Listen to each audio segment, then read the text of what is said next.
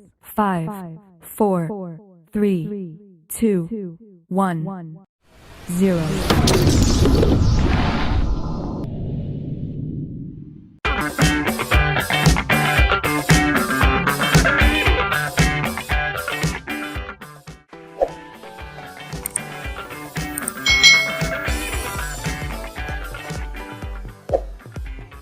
Hai, selamat datang di channel YouTube Kak Citra. Apa kabar adik-adik semuanya? Kak Citra berharap kalian dalam kondisi yang baik, sehat, dan siap untuk belajar ya. Hari ini kita akan belajar bersama-sama untuk mata pelajaran tematik kelas 4. Kita belajar di tema 6, Cita-citaku, subtema 3, Giat berusaha meraih cita-cita, pembelajaran yang ke-6. Mari adik-adik kita belajar dengan penuh semangat ya. Kamu telah belajar banyak hal dari orang-orang yang gigih meraih cita-cita mereka. Mungkin ada beberapa cita-cita yang tidak pernah kamu bayangkan sebelumnya. Akan tetapi ada juga kisah tentang mencapai cita-cita yang sama dengan cita-citamu. Apapun cita-citamu, kamu perlu mempersiapkannya dari sekarang. Simaklah cerita tentang seorang anak berbakat yang harus berjuang keras di masa mudanya. Siapa anak muda tersebut adik-adik? Nah, ini adalah orangnya. Siapa ya ini ya? Lalu apa cita-citanya? Nah, ini adik-adik. Chan Ho Pasirwa, kisah pianis cilik Indonesia untuk ajang internasional. Seorang bocah yang belum genap berumur 3 tahun menangis sambil mengguling-gulingkan badannya di tengah pasar karena permintaannya tidak dipenuhi ibunya. Sang anak sangat ingin memiliki harmonika mainan. Sang ibunda akhirnya memenuhi permintaan anaknya hanya agar dia segera berhenti menangis. Harmonika mainan ini menjadi sahabat akrab anak balita tersebut di rumah setiap harinya. Tidak hanya itu, anak tersebut akan sangat serius menyaksikan acara musik yang sedang ditayangkan di televisi. Bahkan matanya tampak melotot dan berdiri sangat dekat dengan layar televisi bila melihat pemain piano atau keyboard yang sedang beraksi. Belakangan anak ini harus menempuh ke sebuah kota lain yang berjarak 140 km dari kota kelahirannya agar bisa bermain piano. Hal itu karena di kotanya tidak ada piano. Itulah sepenggal kisah Chan Ho Pasirwa, pianis cilik asal Ende, Flores, Nusa Tenggara Timur yang akan mewakili Indonesia ke ajang kompetisi internasional di Amerika Serikat. Chan Ho sebentar lagi akan berlaga di kejuaraan dunia seni pertunjukan atau World Championship Performing Art ya 2016 di Long Beach, California, Amerika Serikat pada tanggal 7 sampai 19 Juli tahun 2016. Pada hari Rabu tanggal 29 Juni 2016, bocah bernama lengkap Yohanes de Capestrano Jambru Pasirwa itu menggebrak Jakarta. Nah, Chan Ho ini ya mempertontonkan kebolehannya dalam memainkan komposisi karya para pemusik klasik dunia seperti Musro di Hotel Borobudur, Jakarta. Diambil dari nasional.kompas.com.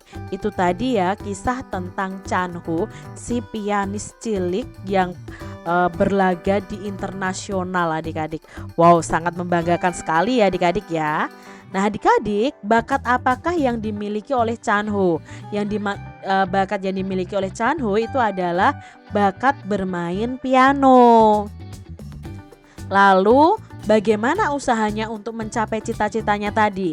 Nah usahanya adalah mewujudkan cita-citanya itu dengan menempuh jarak 140 km agar bisa bermain piano.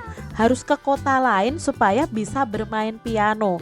Wah luar biasa sekali adik-adik ya, betapa dia gigih dan semangatnya untuk bisa bermain piano. Prestasi apa saja yang telah diraih Chan Ho? Nah, prestasi yang pernah diraih Chan Ho adalah mempertontonkan kebolehannya memainkan komposisi karya para pemusik klasik dunia di Musro Hotel Borobudur, Jakarta. Bahkan dia akan pergi ke Amerika Serikat untuk mengikuti lomba internasional. Deskripsikan sosok Chan Ho dengan menggunakan kata-katamu sendiri. Menurut adik-adik, Chan Ho itu anak yang bagaimana? Nah, menurut Kak Citra, Chan Ho ini ingin menjadi pemain piano dengan kegigihannya itu.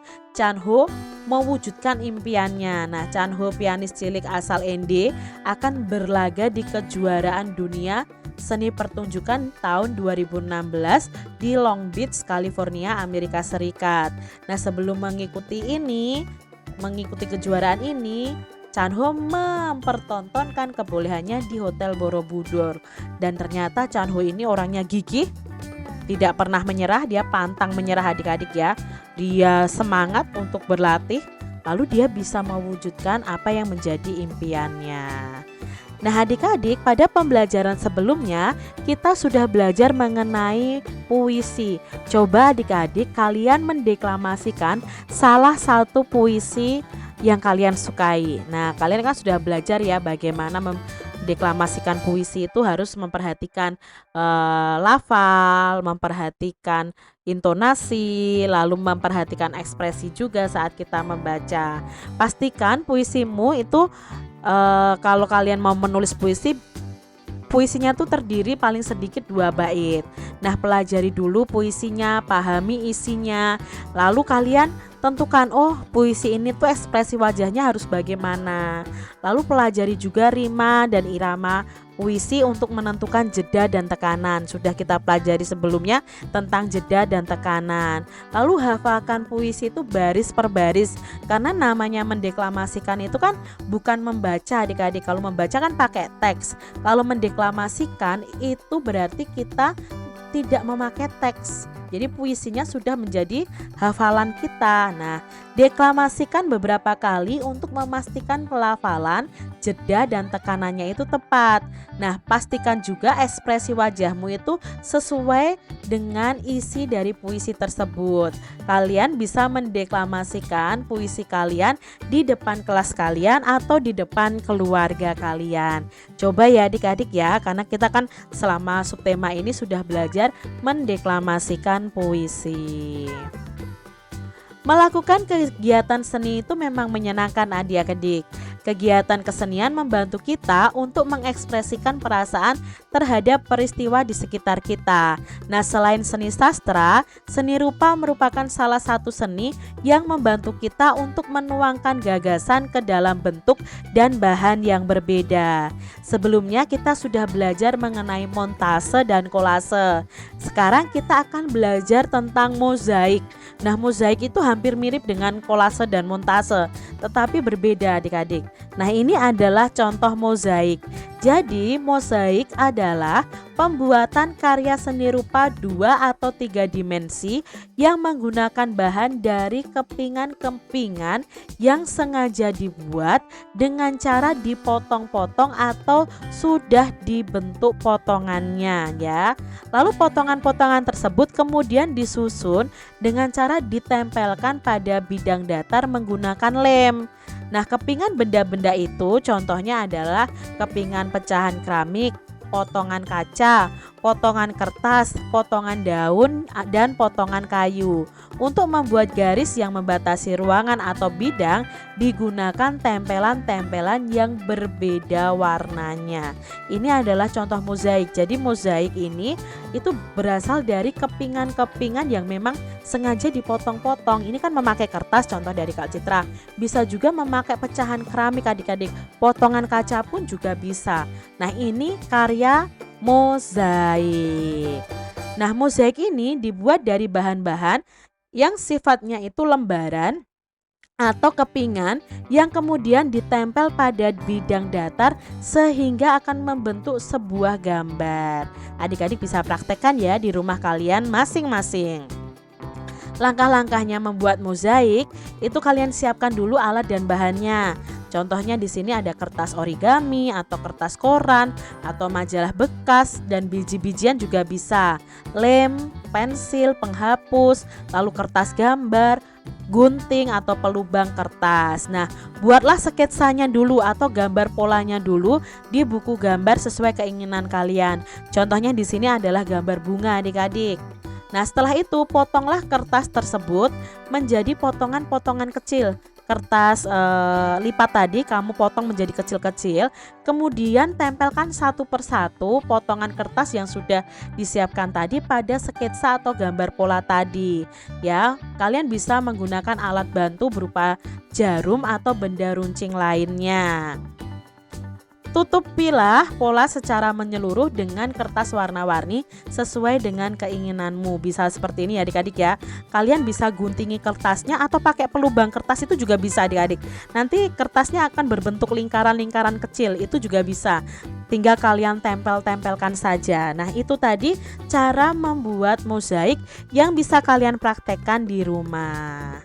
Demikian tadi adik-adik pembahasan kita di tema 6, subtema 3, pembelajaran yang ke-6. Semoga video pembelajaran ini bermanfaat untuk adik-adik semuanya, dan sampai jumpa lagi di video pembelajaran Kak Citra selanjutnya. Tuhan memberkati. Jangan lupa tekan tombol subscribe, lalu tekan loncengnya, tekan juga tombol like, lalu share ke media sosial kalian. Jangan lupa untuk ikuti media sosial Kak Citra. Terima kasih.